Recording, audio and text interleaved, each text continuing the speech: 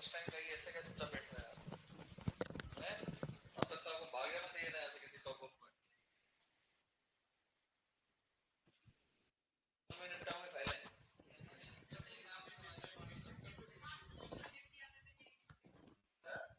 आज तो सुन रहे ये बुढ़ापे में क्या देंगे?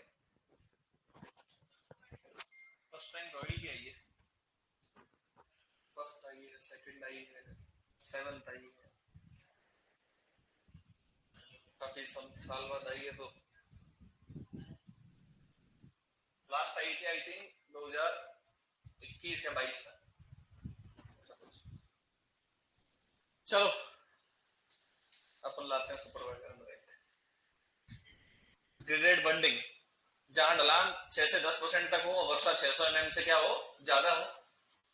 ये सामान्य मृदा की बात आती है। अगर मृदा काली हो तो जहां 750 mm से वर्षा ज्यादा हो तो काली मृदा में इसको उपयोग में ले सकते हैं।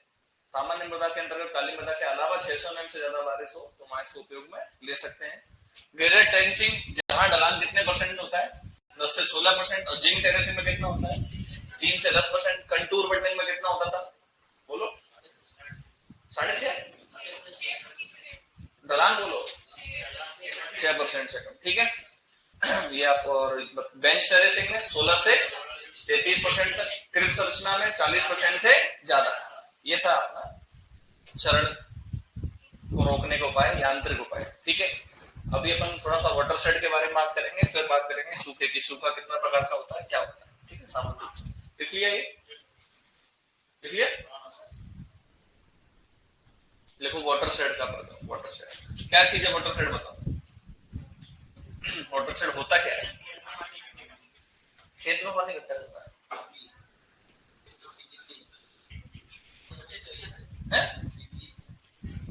डिग्गी कह सकते हो। अब मान लीजिए ये कोई अपना गांव वाली कोई स्ट्रक्चर है ना, झोपड़ी टाइप बना दी जैसे आपने, कोई पौधा है यहाँ, कोई मान लो स्कूल स्ट्रक्चर है, कोई भी पूरा गांव, कोई भी एक संरचना हो जहां एक जगह पर आगे जिस स्थान से आके जल जो है वो एकत्रित हो रहा है, एक कॉमन हाइड्रोलॉजिकल पॉइंट जिसको कैचमेंट कह सकते हैं अपन, ठीक है। उस बिंदु पे आके, एक बिंदु पे आके कॉमन आउटलेट पॉइंट पे जल आके एकत्रित हो रहा है, उस चीज को क्या कहते हैं? वाटरशेड। इसीलिए आपके यहाँ के जल स्रोत के रूप में पानी यहाँ इकट्ठा हो रहा है, अपने आप में क्या है? वाटरशेड। अब फिर क्या किया, धीरे धीरे वाटरशेड बनाए गए हर जगह। देखा कि प्राकृतिक रूप से वाटरशेड बन जाते हैं तो जल का संरक्षण हो जाता है, कृत्रिम रूप से वाटरशेड बनाए जाए। तो फिर वाटरशेड बनाए गए वो अलग अलग एरिया के हिसाब से बनाते हैं, साइज के हिसाब से, जिसमें खाली आपसे पूछ लिया जाता है कौन कौन से होते हैं। तो लिखो मेरे पास, मिनी, माइक्रो, मिली, मैक्रो, सब मैक्रो, है ना। जहां ये तो बात रही वाटरशेड की, यहाँ ये बात रही क्षेत्रफल की। क्षेत्रफल किसमें है? हेक्टेयर में। ये पूछा जाता है जैसे कि मिली जो वाटरशेड जो बनाया जाता है वो कितने हेक्टेयर एरिया के लिए बनाया जाता है? 10 से 100। कितना माना जाता है? 10 से 100 हेक्टेयर। और जो 100 से 1000 के लिए है वो लिखते चलो साथ ही साथ। वो कौन सा हो गया? माइक्रो। 1000 से 10,000 कौन सा हो गया? मिली। मैक्रो कितना हो गया? 10,000 से 50,000। और सब मैक्रो कितना हो गया? 50,000 से ज्यादा। मिनी, माइक्रो, मिली, मैक्रो, सब मैक्रो।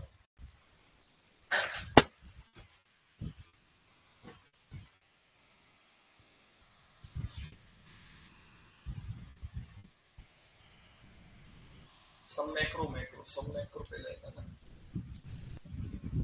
मिनी, माइक्रो, मिली, मैक्रो।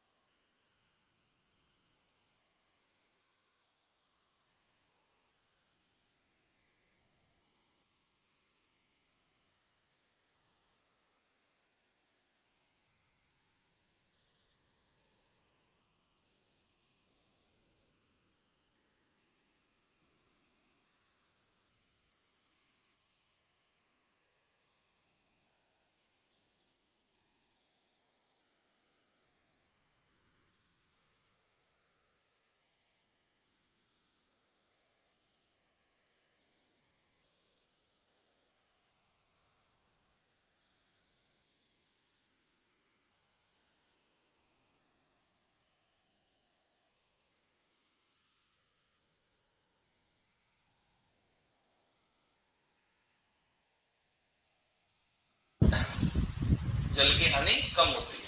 अगर सूखे की स्थिति हो तो कौन सा एमिनो अम्ल का निर्माण?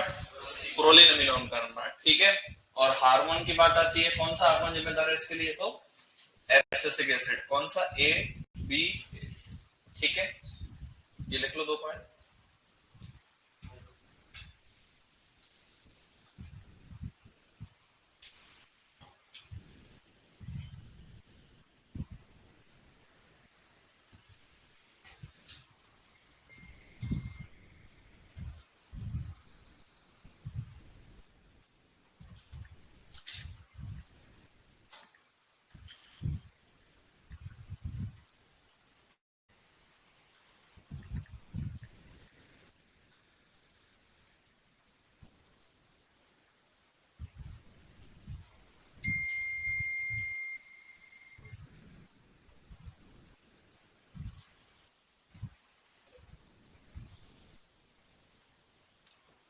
ठीक है, अब बात करते हैं, लिखो हेडिंग सूखा, ड्रॉट।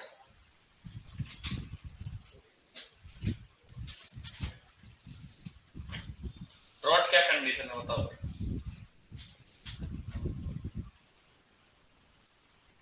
किस चीज को कहते हैं सूखा, बताओ? अगर हम देखते हैं कि सामान्य औसत वर्षा से जो वर्षा जो है, अगर जल कम प्राप्त हो रहा है, इसका मतलब वो क्या है? सूखे की स्थिति पैदा हो जाती है। या हम ऐसा भी कह सकते हैं कि जल है लेकिन पौधा उसको ग्रहण नहीं कर पा रहा, तो भी सूखे की स्थिति पैदा हो रही है।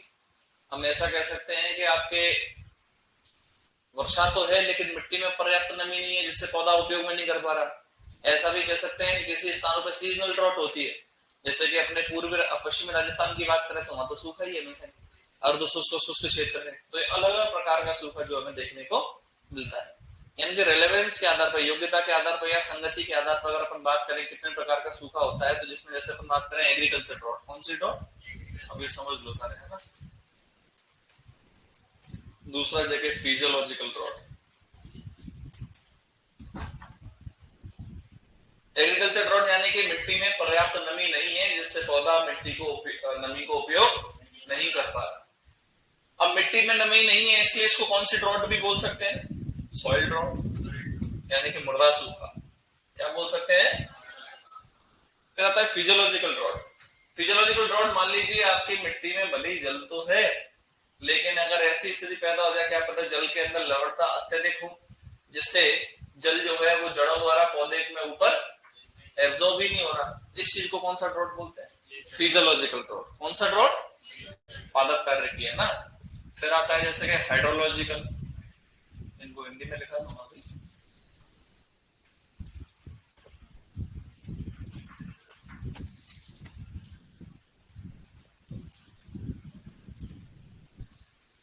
हाइड्रोलॉजिकल, हाइड्रोलॉजी यानी किससे बात होती है? हमेशा अपने जलाशयों से बात होती है। किसकी बात होती है? अगर अपन देखते हैं कि अपने जो जलाशय हैं वो सूखे पड़े हुए हैं और वही अपने पास सिंचाई के साधन है, संसाधन है, इसका मतलब उनके अंदर जल है ही नहीं, तो उसको किस प्रकार का सूखा कहेंगे? हाइड्रोलॉजी। क्या कहेंगे? फिर आता है मीटरोलॉजिकल। कौन सा आता है? यानी कि जो औसत वार्षिक वर्षा हो रही है वो 75% से अगर कम है, कितने परसेंट से? यानी कि जल हमको 75% से कम प्राप्त हो रहा है। मान लीजिए 100 वर्षा होती है 100 एमएल, तो अपने मात्र वर्षा हो रही है 60 एमएल, इसका मतलब इसके अंदर आ रहा है मीटरोलॉजिकल लोड, यानी कि 75 एमएल से कम। यानी 75% से जल कम प्राप्त होता है तो उसको कौन सा सूखा बोलते हैं? मीटरोलॉजिकल। फिर आता है सीजनल। सीजनल यानी कि तो क्षेत्र के आधार पर सीजन, हर सीजन में आता है। जैसे वही क्षेत्र जहां अर्ध शुष्क शुष्क स्थान है, कौन सा? राजस्थान, पश्चिमी राजस्थान, वहां तो आपको सूखा मिलेगा ही मिलेगा, चाहे कुछ भी हो, कितनी भी बारिश हो। क्यों? क्योंकि वहां तापमान अत्यधिक रहता है, मृदा इस प्रकार की है, तो वहां सीजनल ड्रॉट रहता है। ये तो था बेस्ड ऑन रेलेवेंस, रेलेवेंस के आधार पर। अब कुछ अलग अलग ड्रॉट हमें देखने को मिलती है, जिसमें आता है जैसे कि आपका इनविजिबल ड्रॉट, एक आता है कॉन्टीजेंट, एक आता है एटमॉस्फेरिक। इनविजिबल क्या है? कि आपकी वर्षा हो रही है, खूब अच्छी वर्षा हो रही है, उपाद्र या आर्द्र क्षेत्र है, लेकिन पौधा फिर भी जो है सूखे की स्थिति में है। कारण क्या है? कारण ऐसा हो सकता है कि बारिश भली ज्यादा हो, लेकिन वो जो वाष्पीकरण के द्वारा जल की हानि हो रही है उसकी पूर्ति नहीं कर पा रही। मतलब वर्षा तो है लेकिन वाष्पीकरण ज्यादा है। तो इस स्थिति को अपन क्या बोल देते हैं भैया, कॉन्टिजेंट बोल देते हैं। इनविजिबल यानी कि हमको पता ही नहीं चल रहा क्या स्थिति हो रही है। कैसी स्थिति के भैया देख रहे हैं कि पौधा सूखा ही है। और ऐसा कहाँ कौन सी स्थिति में पैदा होता है, जब अपने अर्ध शुष्क क्षेत्र होते हैं वहां पता होता है। एक इकोनॉमिकल ड्रॉट भी होती है, आर्थिक सूखा, जो आपके कहाँ होता है हर साल, मौसिनराम चेरापूंजी जो क्षेत्र है उधर। आर्थिक सूखा यानी कि वहां बारिश इतनी ज्यादा है तो लोगों के पास व्यवस्था ही नहीं है अनाज को कहीं रखने की या अनाज को ढंग से उगाने की। वर्षा तो है, अब वर्षा ज्यादा है, इसी कारण क्या है, अकाल है। इसी को कहते हैं आर्थिक सूखा। क्या कहते हैं?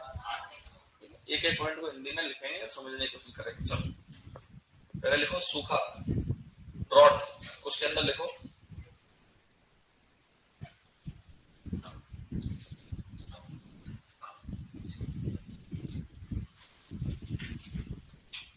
देखो जब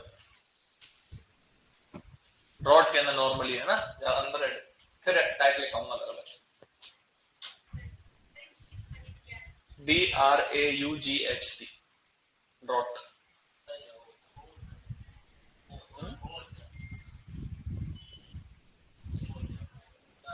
वो आता है, आप काट भी सकते हो उसको, कोई फांसी तो लगने से रही। चल ड्रॉट बोलो, जब औसत वार्षिक वर्षा से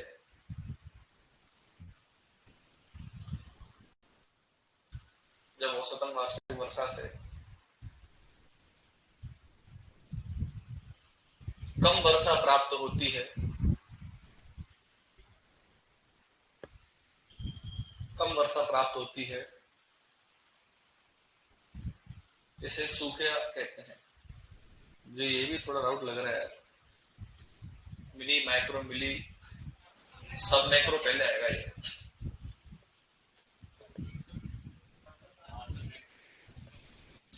सब पहले आता है, छोटा होता है सब। देखा तो ये तो बात है, सामान्य सूखे की स्थिति क्या हो सकती है, तो औसतन वार्षिक वर्षा है उससे कम वर्षा आ रही तो सूखे की स्थिति के अंतर्गत आता है। क्यों? क्योंकि वर्षा तो भले ही हो जाए किसी क्षेत्र में, सबसे बड़ी चीज होती है कि जल कितनी देर तक मृदा के अंदर आपका एकत्रित हो पा रहा है या आपके संसाधनों में संरक्षित हो पा रहा है, आपके संसाधन में एकत्रित हो पा रहा है। जैसे अपन बात करें सदर्न राजस्थान की, सदर्न राजस्थान के अंदर क्या है कि वर्षा जितनी हो रही है उतनी पूर्वी राजस्थान में भी। आज की यहाँ छुट्टी थी, आज और कल की स्कूलों की, है ना, पानी की बूंद नहीं आई। सुबह 6 बजे लेबर लगाई फील्ड पे, 20 लेबर, तो घंटे वाली मिल जाती है कॉलेज के अंदर ही। बारिश आएगी भयंकर, सुबह ही लगा दो 6 बजे ले जाओ, 6 से 7 तक पूरा 20 लेबर ने एक ही साथ काम कर दिया फील्ड का। बारिश की बूंद नहीं कर सकते, क्योंकि एक बार अगर बारिश हो जाती तो फिर अपन हो ही नहीं कर सकते अच्छे से। यहाँ जो है बारिश की बूंद नहीं है। पूर्वी राजस्थान में बारिश इतनी ज्यादा है लगातार कुछ दिनों से, चंबल का जो हमारा पुराना पुल था वो तो सुबह डूब गया, 9 बजे डूब गया था, है ना, जिसका गाड़ियां चलती थी। हाँ, स्कूल गिर गया, वो दुनिया भर का, और इतनी भयंकर बारिश है, लगातार बारिश है। वहां फिर सूखे की स्थिति क्यों पैदा हो जाती है? सदर्न राजस्थान में तो बोलते हैं यहाँ तो वर्षा है, पानी है, क्योंकि यहाँ स्रोत बहुत ज्यादा है, आपके पास संसाधन बहुत ज्यादा है। किसी भी स्थान की बात कर लो, अगर फतेह सागर में पानी कम हो गया, उदय सागर से छोड़ दो, वहां से घूमता हुआ नीचे की तरफ आ जाएगा। फतेह सागर में पानी कम हो गया, पिछोला से रिलीज कर दो, तो बोला कितने पास अपने, ये सब अपने पे क्या वाटर शेड है, क्या होता है वाटर शेड ही तो होता है। तो यहाँ संसाधन बहुत है, मतलब वही चीज के सूखे की स्थिति वहां पैदा हो सकती है जहां वर्षा भले ही ज्यादा हो, लेकिन जो वाष्पीकरण की मात्रा है, आपके पास संसाधन है ये पर्याप्त नहीं है, जिनके अंदर जल का संरक्षण नहीं है, तो उस स्थिति को क्या बोलते हैं? सूखे की स्थिति ही बोला जाता है। ठीक है, लिखो इसमें सबसे पहला,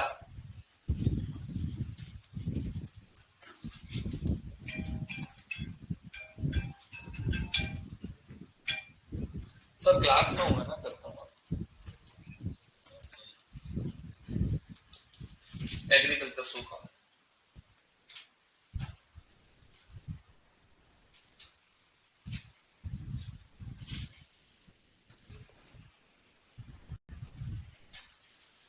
बोलो, देखो जब मृदा में पर्याप्त नमी नहीं होती बोला, कुछ पूछा? जब मृदा में पर्याप्त नहीं नमी नहीं होती,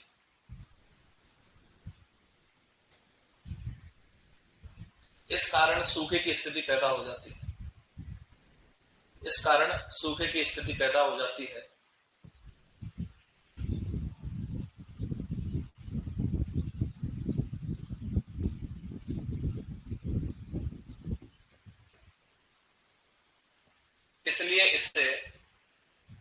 इसलिए इसे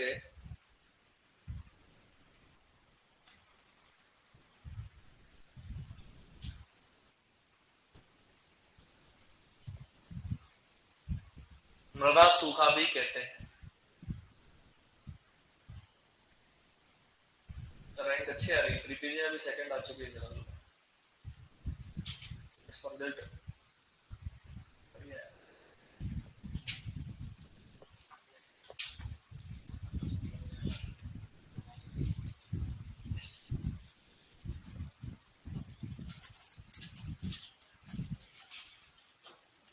इंग्लिश वाली टर्म पे जरूर फोकस रखना है ना, नहीं तो आप ढूंढते रहोगे वायुमंडलीय सूखा। दूसरा लिखो एटमॉस्फेरिक ड्रॉट।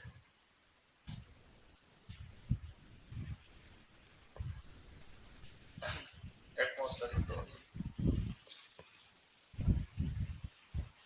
क्या होता है इसका मतलब? जब वायुमंडल में पर्याप्त नमी नहीं, सीधी सी बात है। लिखो वायुमंडल में पर्याप्त नमी नहीं होने के कारण, शॉर्ट में लिखेंगे अपन आप,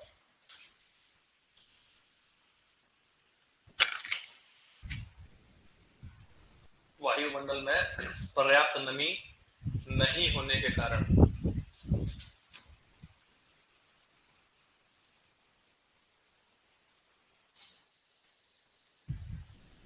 लिख लिया।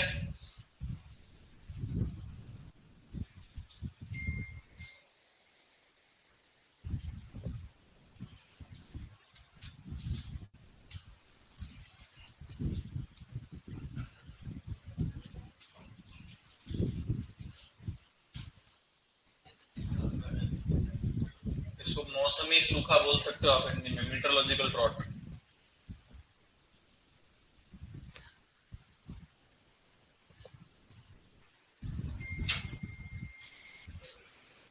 मीटरोलॉजिकल ड्रॉट, मौसमी सूखा। गागरोन दुर्ग के यहाँ पानी बहुत भरा है, इसलिए इसको कौन सा दुर्ग बोला जाता है? और जो ऊंचाई पे हो उसको,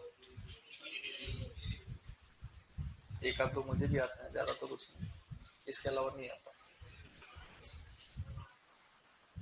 ठीक है, मीटरोलॉजिकल ड्रॉट लिखो। जब वर्षा का जल जब वर्षा का जल सामान्य वर्षा से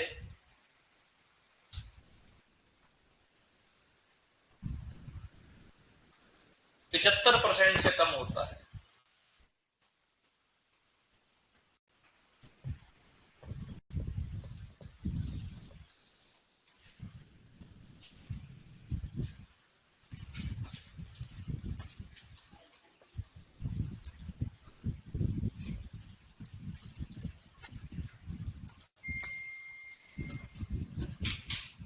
अब देखो सीजनल, सीजनल कैसी स्थिति में? अर्ध शुष्क शुष्क क्षेत्रों में।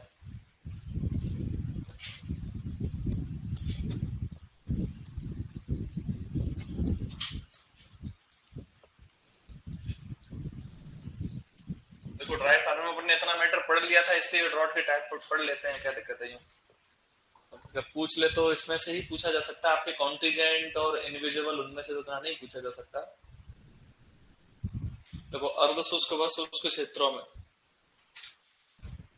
सीजनल सूखा कराया जाता है, अर्ध शुष्क व शुष्क क्षेत्रों में। तो अपन क्या लिख सकते हैं उदाहरण, ताकि आपके समझ में आ जाए? पश्चिमी राजस्थान, पश्चिमी राजस्थान। फिर अगला लिखो परमानेंट ड्रॉट। परमानेंट ड्रॉट,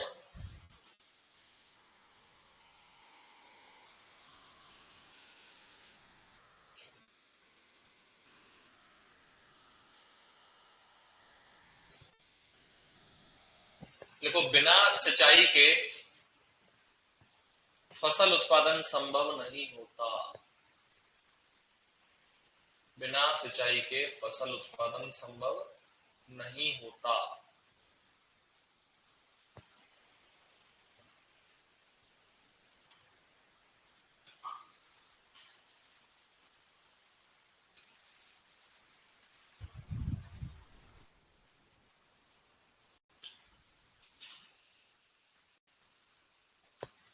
ठीक है, मतलब परमानेंट ड्रॉट है, ऐसी स्थिति में तो आप वर्षा के ऊपर निर्भर रह ही नहीं सकते। ठीक है, ये लिख लेते हैं कॉन्टीजेंट, कंटीजेंट बोलते हैं इसको। ये आर्द्र क्षेत्रों में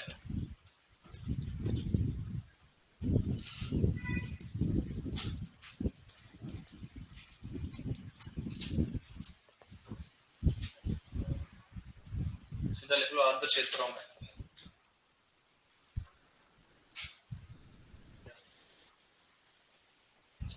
कारण क्या है इसका? जैसे जल के अंदर लवणता अधिक है, तो जल मृदा की जो जड़ है वो उसको सींच ही नहीं पा रही जल को, है ना। एक और अपन ऐड कर सकते हैं क्लास में, इनविजिबल। इनविजिबल को क्या कह सकते हैं अपन? अनदेखा। यहाँ क्या होता है कि वर्षा तो है, लेकिन वर्षा आपके वाष्पीकरण की मात्रा को बराबर नहीं कर पा रही। वाष्पीकरण ज्यादा है वर्षा से। कैसे क्षेत्र में हो सकता है ये? आर्द्र व उपाद्र दोनों क्षेत्रों में। देखो यह आर्द्र व उपाद्र क्षेत्रों में होता है।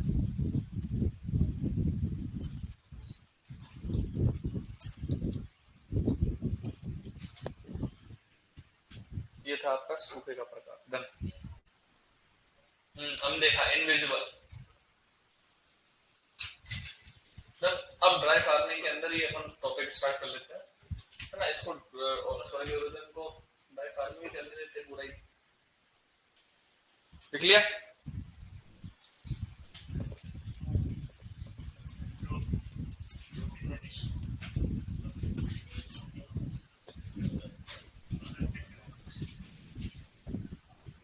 अलग अलग चीजें हैं, इनको समझने की कोशिश करेंगे।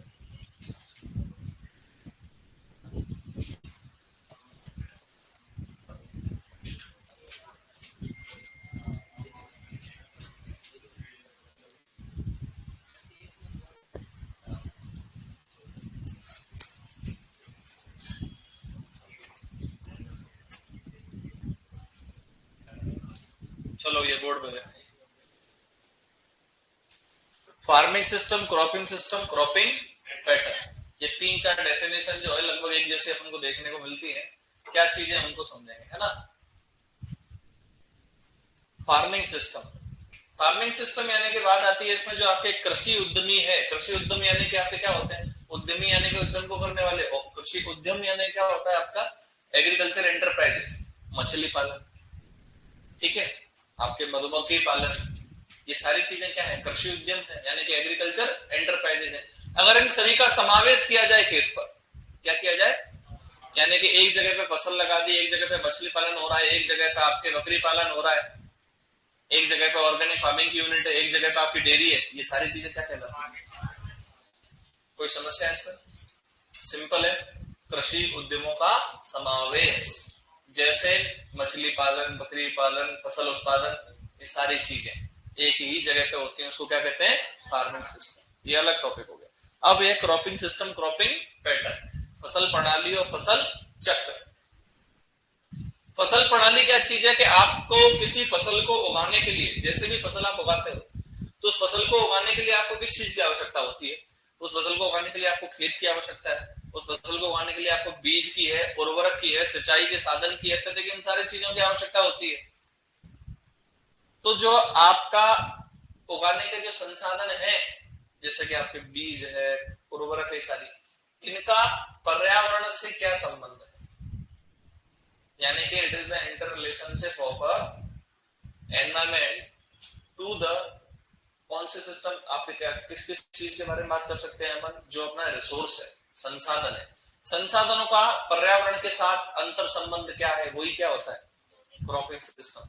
संसाधन यानी कि आपके जो फसल शुरुआत से अपन लास्ट तक कटाई तक जो भी चीजें उपयोग में लेते हैं वो सारी चीजें हैं अपने पास, लेकिन अपने पास पर्यावरण है ही नहीं, तो क्या अपन फसल उगा सकते हैं क्या?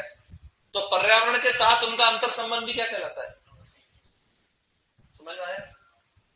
अब आता है फसल चक्र, यानी कि पूरे साल भर में आपने निश्चित भूमि में फसल कैसे उगाई है। रबी में, खरीफ में आपने जैसे धान उगा ली, रबी में आपने गेहूं उगाई और जायद में आपने मूंग उगा ली, क्या हो गया, फसल चक्र हो गया। क्या हो गया?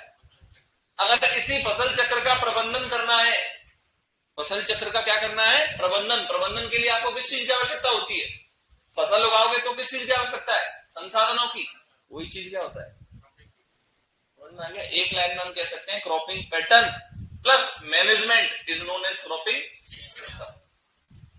ठीक है, वापस हिंदी में समझाने की कोशिश करता हूं कि आपने साल भर में, वर्ष भर में एक निश्चित भूमि पे फसल को किस प्रकार उगाया है, कैसे हेरफेर करके उगाया है, पहले कोई दूसरी फसल उगाई, फिर कोई अन्य फसल उगाई, फिर जायद में कोई अलग उगाई, तो इसको उगाने के लिए आपको किसी चीज की आवश्यकता तो पड़ी होगी, किस चीज की आवश्यकता पड़ी, संसाधनों की। उन संसाधनों का क्या किया आपने, प्रबंधन किया, क्या किया, तो प्रबंधन ही क्या कहलाता है, क्रॉपिंग सिस्टम।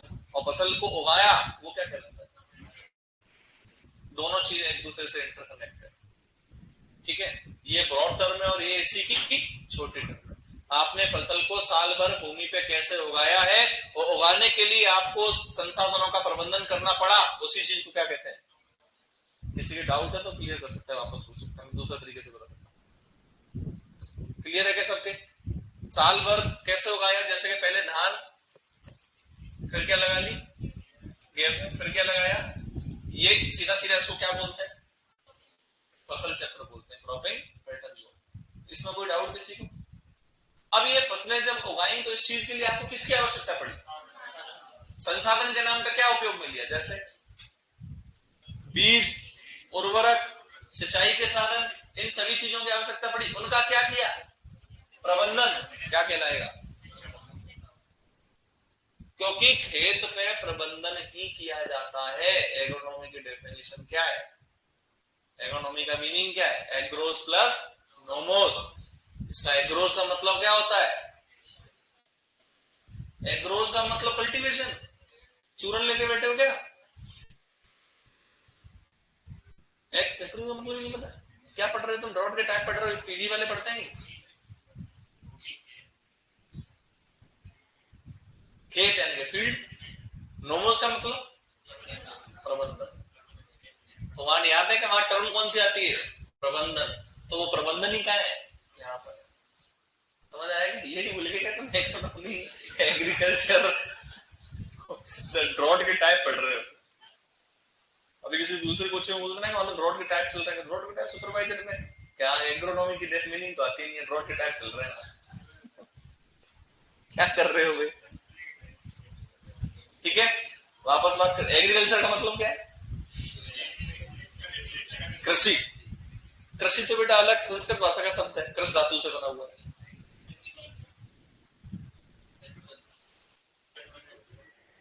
आपके एग्जाम में ऐसा आएगा खेती करना, क्या है एग्रीकल्चर, मीनिंग बताओ एग्रीकल्चर का, AGRICULTY। क्या कर रहे हो रे, हैं? क्या एग्रीकल्चर का टुकड़ों में तोड़ना है, एग्रिक या एगर प्लस, हाँ, जिसका मतलब, अरे मूर्ख हो क्या, खेती करना, ये मीनिंग लिखा है क्या, पहली क्लास इसी की हुई थी, पहली क्लास में ऊपर ये पढ़ा है, क्लास लाइव चलती है, ये भगवान का और मेरा दोनों के लिए बहुत बढ़िया चीज है कि कुछ भी आप जब बकते हो ना तो मैं प्रूफ दिखा देता हूँ, है ना। पूरी पहली क्लास ही इसी चीज की हुई थी कि इकोनॉमी क्या है। जब आपने बोला कि नहीं सर ये छोटी चीजें मत लिखाओ, थोड़ा सा बढ़िया चलने दो टॉपिक, और दूसरे दिन से बढ़िया टॉपिक चलाया, ये तो हम सबको आता है, हम तो पीजी वाले हैं, कोई इसमें यूजी वाला है, कोई कुछ है, कोई बेचारा जीवन यापन कर रहा है, वो पीछे बैठा है ना, क्लास इधर चल रही है, जब से वो दूसरे कोई उसी की तरफ नहीं देख रहा है, जैसे कि उसकी कोई घरवाली वरवाली है क्या, उधर ही ताके जा रहा है, उसको बिल्कुल निहार रहा है। ऐसा लग रहा है कि वो जो नियम आया है वो 370 वाला कौन सा है, वो उसका नुकसान यहाँ दिख रहा है, साबित हो रहा है। इधर देख लिया कर क्लास, तेरे से ही कह रहा हूँ, मालूम में डाल के उसको निहार रहा है जब से, फिर कैसे पता चलेगा तो एग्रीकल्चर का मीटिंग क्या है? गार्डन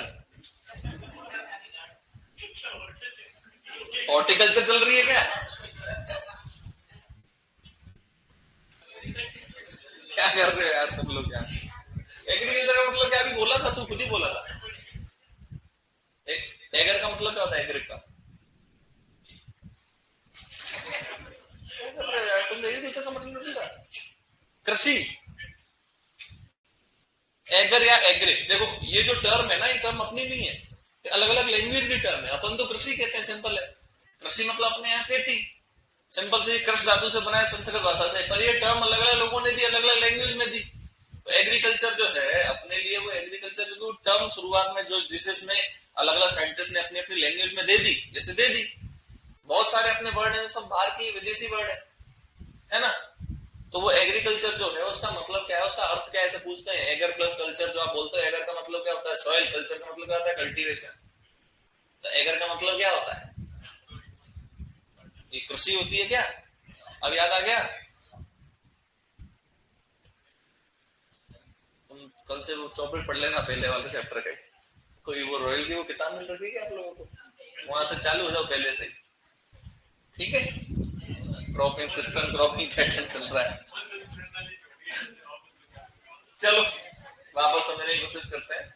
छोटी छोटी चीजें ना ये क्वेश्चन गलत कराती है अपन से। मैटर अपन बहुत ज्यादा पढ़ लेते हैं, क्वेश्चन यहाँ से गलत होता है।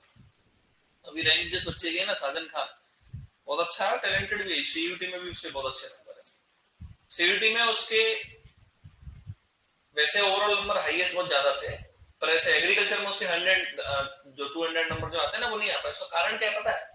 इतना इजी क्वेश्चन गलत करके आया एपी, इतना इजी, सबसे सस्ता क्वेश्चन गलत करके आया। क्योंकि सीयूटी में भी टॉपर है, उसको सीयूटी में भी जो इंस्टीट्यूट जो उसको चाहिए होगा ना, ये जेड में जिसके फर्स्ट रैंक आई है वो उसको मिलेगी। लेकिन जो एग्रीकल्चर में जैसे आजकल चल रहा ना फर्स्ट रैंक, एग्रीकल्चर में जैसे हमारे दूसरे बच्चे की है, उसके एग्रीकल्चर में 200 में से 200 है, बायोलॉजी में से 200 में से 200 है। तो इस साधन की नहीं, क्योंकि एक आधी क्वेश्चन इसका मिस था, वो भी बहुत सिंपल क्वेश्चन था। ऐसे 3-4 बच्चे और हैं, तो ऐसे ही अपने एक आध सिंपल क्वेश्चन ही अपन को इधर से उधर पटक देगा, है ना। इस चीज को थोड़ा समझ के रखो। सुपरवाइजर है 420 वैकेंसी है, 4 लाख नहीं है, कितनी है? ये भी बहुत कम है, 1,80,000। 4 फीस तो पहले थी। 2 लाख कितने है? 2,06,000। तो फिर तो 2,06,000 थे पहले। नहीं, पर क्या है कि एक्चुअली पहले सब फॉर्म भरते थे, इस बार जो एग्जाम देगा वही फॉर्म भरेगा ना। पहले सभी फॉर्म भरते थे, क्या है फ्री में तो होता ही था। क्लिक क्लिक तो करना है, डाटा तो पहले से डाला हुआ है उसमें। अब थोड़ा सा आप जनता एग्रीकल्चर की वही समझो, पहले भी जेट के अंदर वही 30 से 40,000 फॉर्म थे, आज भी वही है, कोई ज्यादा नहीं है ना। कंपटीशन वही आप समझो, 1 लाख में कंपटीशन है। अब क्या है, कोचिंग इंस्टीट्यूट बहुत ज्यादा है। समय का क्या प्रभाव पड़ रहा है? समय का प्रभाव यही है, सीधी सी बात है कि इंस्टीट्यूट बहुत ज्यादा हो चुके हैं। समय का सीधा ये प्रभाव, इसके अलावा कोई नहीं। हमारे टाइम तक, हमारे 4th ईयर तक, हमारी 3rd ईयर तक कोई कोचिंग नहीं थी। कोचिंग थी जेट की थी या इनकी चलती थी ना, सुपरवाइजर की कोचिंग कराता था ना ही। आप सुपरवाइजर की रॉयल ने शुरुआत में तब चालू की थी, ना ही कोई पीजी की कोचिंग कराता था, ना कोई डब्ल्यूओ की, ना कोई एओ की, कोई कोचिंग नहीं थी, ना जेआरएफ ना एसआरएफ। सब कुछ सीनियर के भरोसे होता था। किसके भरोसे होता था? सीनियर के। इसलिए सीनियर को सुबह शाम राम राम राम राम जो ठोक के ऐसे चलते थे।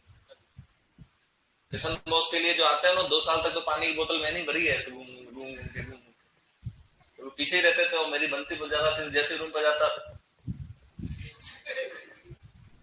तो क्या पढ़ाते हैं ना, उस चीज का बेनिफिट मिलता है। आप इस चीज को दिमाग में रखो, कंपटीशन है, नहीं है तो भूल जाओ। कोटा में एडमिशन देख लेना कितने, ठीक है।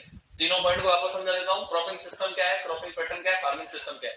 फार्मिंग सिस्टम यानी कि जो अपने पास कृषि उद्यम है, कृषि उद्यम में मछली पालन, आपके बकरी पालन, दुग्ध उत्पादन, जो भी सारी चीजें फसल उत्पादन, उन सभी का समावेश यानी कि एक ही खेत पर क्या कहलाता है? इसमें कोई डाउट किसी को? सिंपल है। फिर आता है cropping system, cropping pattern. Cropping pattern क्या होता है कि वर्ष भर समान यानी कि भूमि सेम, ऐसा नहीं कि आज इस पे यहां लगाई फिर दूसरी जगह लगा ली। क्षेत्र जो अपनी सॉइल है वो क्या है? सेम है। निश्चित भूमि पर पूरे साल भर में, पूरे वर्ष भर में जो अलग अलग फसलें उगाई है, किस तरीके से उगाई है? क्या अंतराशस्य के रूप में उगाई है? क्या एकल फसल पद्धति के रूप में उगाई है? क्या कहलाता है? Cropping pattern. और उन फसल को उगाने के लिए आपको किस चीज की आवश्यकता पड़ी? संसाधनों के प्रबंधन की। क्या कहलाता है? फसल प्रणाली। ये खेत प्रणाली, फसल प्रणाली, फसल चक्र। ठीक है, एक बार पूरा समझा लेता हूं क्या चीज आती है, फिर अपन इसके अंदर पढ़ते हैं कि जो आपका क्रॉपिंग सिस्टम जो आता है या क्रॉपिंग पैटर्न जो आता है ये कितने प्रकार का होता है। तो हमें अलग अलग चीजें देखने को मिलती हैं। एक आता है आपका मोनोक्रॉपिंग, आपने सुना होगा, है ना, एकल फसल। फिर आता है आपका मल्टीपल क्रॉपिंग। कौन सी क्रॉपिंग? एकल फसल और बहु फसल। एकल फसल और यानी कि मैं एक साल में एक ही फसल ले रहा हूं। कितनी फसल ले रहा हूं? क्या चीज हो गई? एक साल में दो या दो से अधिक फसल ले रहा हूं। कितनी क्या होगी? अब फिर इसी को आगे अलग अलग टाइप में बोल देते हैं मोनोकल्चर। क्या बोल देते हैं? कि एक साल में एक ही फसल ले रहा हूं, वो भी सेम ले रहा हूं लगातार। इस साल धान उगाई, अगली बार भी धान, उसके बाद भी धान, उसके बाद भी धान। ये क्या हो गया? मोनोकल्चर हो गया। क्या हो गया? अगर एक साल में एक ही फसल लगाई तो क्या हो गया? एक साल में दो या दो से अधिक फसलें लगाई तो क्या हो गया? अब इसी मल्टीपल क्रॉपिंग के अंदर पर अलग अलग टाइप आते हैं जो हमें देखने को मिलते हैं आपकी, जैसे कि इंटर क्रॉपिंग। क्या देखने को मिलता है? फिर हमें देखने को मिलता है जैसे कि मिक्स्ड क्रॉपिंग यानी कि मिश्रित फसल। हमें देखने को मिलता है सीक्वेंस, हमें देखने को मिलता है रिले। इन चार के बारे में पहले बात करते हैं। हिंदी भी मैं सबकी बोल रहा हूँ साथ ही साथ, है ना। एकल फसल और बहु फसल, इंग्लिश जरूर लिखूंगा इन सब चीजों की। एक आता है अंतराशस्य, एक आता है मिश्रित। अंतराशस्य यानी कि दो या दो से अधिक फसलों को एक साथ एक ही भूमि पर अपन एक साथ उगा रहे हैं। यानी कि दो लाइन अपन ने मक्का की लगा दी, दो लाइन किसकी लगा दी? उड़द की। अब बाजरा लगा ले तो दो लाइन वापस उसी प्लॉट में मक्का की, फिर वापस दो लाइन किसकी? ऐसा भी कर सकते हो कि चार लाइन मक्का की, दो लाइन उड़द की, एग्जाम्पल कुछ भी। तो इसमें क्या किया अपन ने? लाइन अलग अलग है, एक साथ है, अलग अलग है, एक साथ है। तो इसमें आसानी से अगर हमें फसल की कटाई करनी होगी तो कोई दिक्कत होगी क्या? दवाई छिड़कनी होगी तो कोई दिक्कत होगी क्या? तो इसको क्या कहते हैं? अंतराशस्य। क्या कहते हैं? मिश्रित में हम क्या करते हैं कि दो या दो से अधिक फसलों की बुआई करते हैं, लेकिन वहां बीज को पहले से ही मिक्स कर देते हैं। बीज मिक्स है, खेत में बुआई कर दी। अब वहां ऐसा फिक्स हो सकता है कि दो लाइन सीधी मक्का की आएगी, दो उड़द की आएगी, कुछ भी हो सकता है। मक्का उड़द, उड़द मक्का, कुछ भी हो सकता है। ये सारी चीजें कब फॉलो की जाती है? जो हमें चारे के रूप में फसल होगा। किस रूप में उगानी हो? उस चीज को कहते हैं मिश्रित फसल। क्या कहते हैं बच्चों? तो मिश्रित अंतराशस्य से दोनों में फर्क पता चल गया। दो या दो से अधिक फसलों को एक साथ एक ही भूमि पर निश्चित क्षेत्र में हम उगाएंगे, अलग अलग पंक्तियों में उगाएंगे तो क्या कहलाएगा? अंतराशस्य। क्या कहलाएगा? अगर एक ही साथ उगा देंगे तो क्या कहलाएगा? मिश्रित फसल। क्या कहलाएगा? इसको एक एक को इंडिविजुअली लिखेंगे तब भी समझेंगे। मैं खाका तैयार कर रहा हूं ताकि दिमाग में पड़ेगा क्या। फिर आता है सीक्वेंस क्रॉपिंग, एक आता है रिले क्रॉपिंग। रिले खेती को कहते हैं अविराम। क्या कहते हैं? और ज्यादातर रिले से ही मिलेगा आपको। एक आता है सीक्वेंस, लगातार। क्या चीज होती है सीक्वेंस? मैं अभी तुमसे बोलूंगा इधर आ जाओ, सीक्वेंस में लग जाओ। सीक्वेंस में कैसे लगोगे तुम? प्रॉपर लाइन में लग जाओगे, एक के पीछे एक एक कैसे लाइन में लग जाओगे। यही चीज आपने बाजरा लगाया, बाजरा कटा, तुरंत खेत को तैयार किया, गेहूं लगा दिया। क्या लगा दिया? गेहूं पका, गेहूं को काटा, जायद में क्या लगा दी? मूंग लगा दी। क्या कहलाएगा ये? समझ आया? नेशनल सीड कॉर्पोरेशन, ठीक है, कॉटन कॉर्पोरेशन ऑफ इंडिया और पीएचडी इकोनॉमी, इस साल के रिसेंट के 3 महीने के क्वेश्चन, 3 महीने के अंदर 3 पेपर हुए, तीनों में पूछा हुआ क्वेश्चन सीक्वेंस क्रॉपिंग। ठीक है, आप पेपर देख सकते हो तीनों उठा के। सीक्वेंस क्रॉपिंग क्या चीज है वापस बताओ? कुछ नहीं, आप जब फसल लगाते हो गाँव में सब लगाते हैं, ठीक है, सबके घरवाले लगाते हैं, तो खेत को खाली छोड़ते हो लगातार लगाते हो? खरीफ रबी दोनों में लगाते हो? क्या कहलाता है? Sequence cropping. क्या कहलाता है? अब बीच में खाली पड़ती छोड़ दिया तो सीक्वेंस नहीं। बोल दो, आगे चल लो थोड़ा सा। अब आता है रिले क्रॉपिंग। सीक्वेंस में इस बच्चे ने बोला सर क्या फर्क होता है कि एक फसल लगाई, मैंने बोला उस फसल को पहले काटा, दूसरी फसल लगाई उसको भी काटा, फिर फसल लगाई उसको मतलब एक फसल को जब तक काटा नहीं तब तक दूसरी फसल की उस खेत में बुआई। समझ आया? रिले क्रॉपिंग में क्या करते हैं कि अपन एक फसल की कटाई से पूर्व उसी खेत में दूसरी फसल की क्या कर देते हैं? बुआई। और सीक्वेंस क्रॉपिंग यानी कि ये फसल की बुआई की, ये कटाई की, ये बुआई की, ये कटाई की। इस डायग्राम से समझते हैं, आपको सारी किताबों में मिलेगा कि यहां आए फसल की कटाई हुई, दूसरी फसल की बुआई, वापस पूरा सीजन चला, फसल की कटाई हुई, दूसरी फसल की बुआई। यहां क्या किया? फसल की कटाई से पहले ही दूसरी फसल की कैसे कर दी?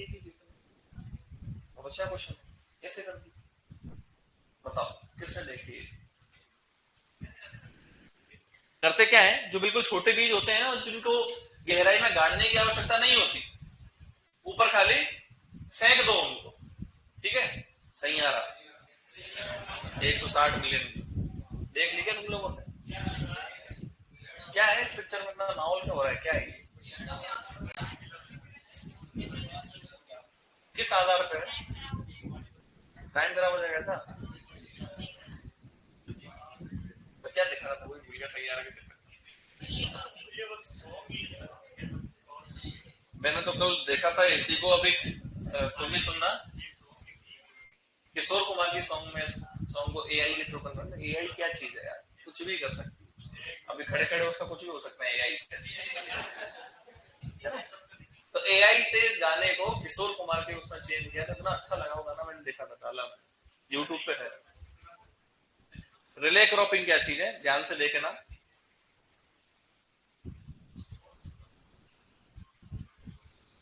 ठीक है, इसमें हमें देखने को क्या मिलता है रिले क्रॉपिंग के अंदर? रिले क्रॉपिंग अपनी एक इंटर क्रॉपिंग का ही है। होता क्या है कि धान लगा रखा है अपने खेत में, क्या लगा रखा है? अब ये तो आपका बहुत ज्यादा बड़ा हो गया, इतना बड़ा नहीं होता, वो छोटे छोटे जर्मिनेटिव हो जाता है, ज्यादा इतना हाइट आती नहीं। तो एक फसल की जैसे अपन ने धान लगाया तो धान में अपन क्या करते हैं? पानी देते हैं, क्या देते हैं? तो अब किस किस के धान होता है, आप खड़े करो ताकि जनरली समझ पाए। तो धान की जब कटाई करते हैं उससे कितने दिन खेत से पहले पानी निकाल देते हो? 1 महीना। साइंटिस्ट कितना? 15 दिन। कोई 15 दिन, कोई 7 दिन, इतना बोलता है। यानी कि धान के खेत में पानी भरा रहता है, ये तो आप सबको पता है। ठीक है, तो उस खेत से पानी निकाल दिया, निकालते ही वो पूरा खेत सूख जाएगा। जिस खेत में 3 महीने से पानी भरा हुआ है वो नमी सूख जाएगी क्या? तो उस मृदा में क्या है उस समय? करेंगे क्या? अलसी के बीज लिए फेंक दिए, ठीक है? अलसी के बीज लिए और फेंक दिए, थोड़े टाइम बाद वो अपने आप क्या हो जाएंगे? जर्मिनेट। मुख्य उद्देश्य क्या था इस चीज का?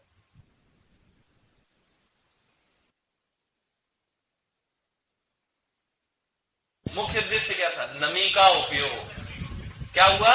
नमी का उपयोग। और 1 साल में इस पद्धति से आप कितनी फसलें ले सकते हो? इसलिए हम कहते हैं कि अधिकतम फसल सघनता 400 होती है। कितनी होती है?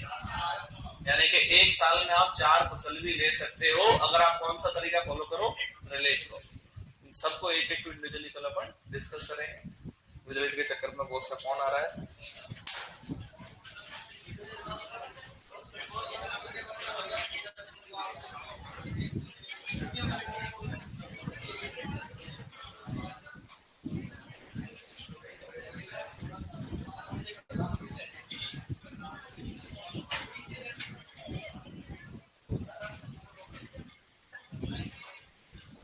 डेट क्या है भैया?